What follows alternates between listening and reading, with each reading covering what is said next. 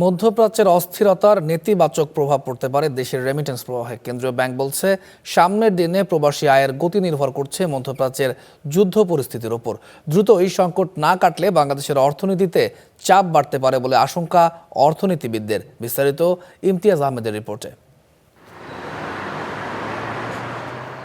দেশের বৈদেশিক মুদ্রা আয়ের অন্যতম উৎস রেমিটেন্স, আর সেই প্রবাসী আয় নিয়ে তৈরি হয়েছে এক ধরনের অনিশ্চয়তা। এখাতে যুক্তরাষ্ট্র ও ইসরায়েলের সাথে ইরানের চলমান যুদ্ধের নেতিবাচক প্রভাব পড়ার আশঙ্কা করা হচ্ছে। যদিও যুদ্ধের মাঝেও এখন পর্যন্ত প্রবাসী আয়ের গতি বেশ ভালোই।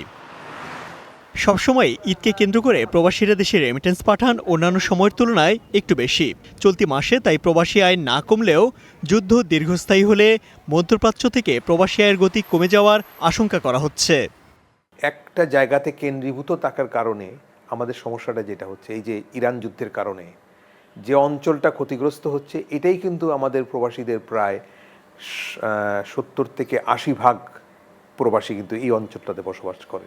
এই অঞ্চল কিন্তু খুব ঝুঁকিতে পড়েছে। এখন কিন্তু নিয়মিতভাবে তারা কাজ করতে পারছেন না। একটা স্থবিরতা আসছে। এই ঈদের মাস পর্যন্ত হয়তো আমরা ভালো রেমিটেন্স পাবো, যেহেতু সকলেই সঞ্চয় করে রেখেছেন ঈদে পাঠাবার জন্য দেশে। তারা তাদের আত্মীয় স্বজনের জন্য, আমাদের জন্য পাঠান, এগুলোর জন্য তারা পাঠাচ্ছেন। কিন্তু এরপরেই কিন্তু একটা চাপ আসবে। মধ্যপ্রাচ্যে যুদ্ধ দীর্ঘস্থায়ী হলে প্রবাসী আয় উল্লেখযোগ্য হারে কমে যাওয়ার আশঙ্কা করছে কেন্দ্রীয় ব্যাংকও। যদি যুদ্ধ প্রলংড হয় এবং সেই যুদ্ধ প্রলংয়ের কারণে যদি ওখানকার আমাদের যে রেমিটাররা যারা আছেন তাদেরকে যদি ওখান থেকে চাকরি থেকে ওনারা চলে আসে, তো দেশে ফেরত আসে, তখন এই ইফেক্টটা আসতে পারে।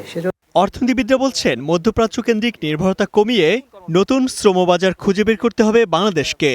মধ্যপ্রাচ্য থেকে বাংলাদেশের রেমিটেন্সের প্রায় 45% আসে, এবং ওইখানে যে যুদ্ধ অবস্থা, প্রতিদিন আক্রমণ হচ্ছে এবং আসলে উৎপাদন ব্যবস্থা তো অনেকটা বিপর্যস্ত। শ্রমিকেরাও কিন্তু সেভাবে কাজ করতে যেতে পারছে না, তারা কিন্তু নিরাপদে আশ্রয়ে আছেন।